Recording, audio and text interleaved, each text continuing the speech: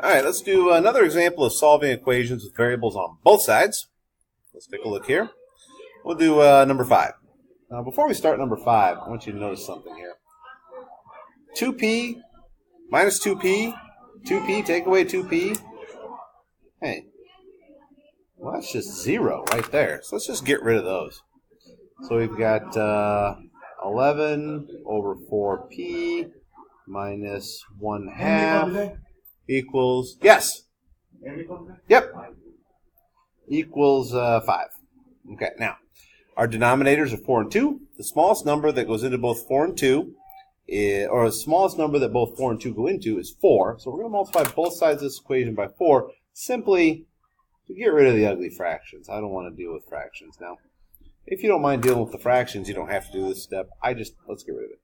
So, that's going to give us 44 over 4, or 11p, minus, 1/2 times 4 would be 4/2, which is 2, and 5 times 4 is 20. All right, so now, I'll scoot it down a little bit here.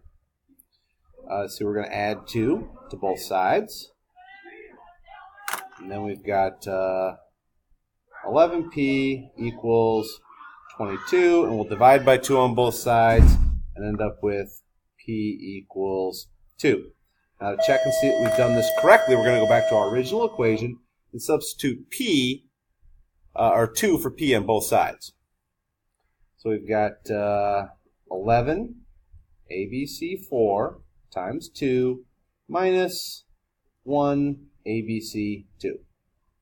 And that gives us 5. Okay. So on this side, we get 5.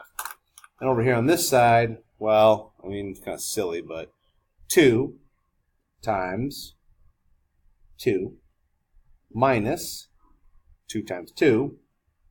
And you can already see how 2 times 2 minus 2 times 2 is going to be 0.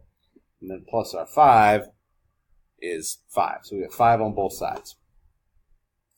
So that's a double check to make sure that we've done this correctly. If we substitute the value we get for p, which in this case was 2, for p on both sides of the equation, we should get the same outcome on both sides. And we do, 5.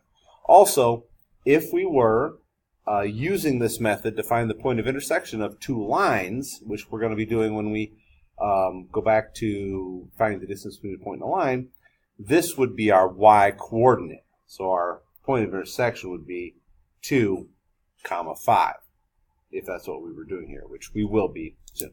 All right, so good luck. You can see I've already done actually example number 6, but there's a separate video for that one. The one we're not going to do is number 4, but you got 5 good examples on here.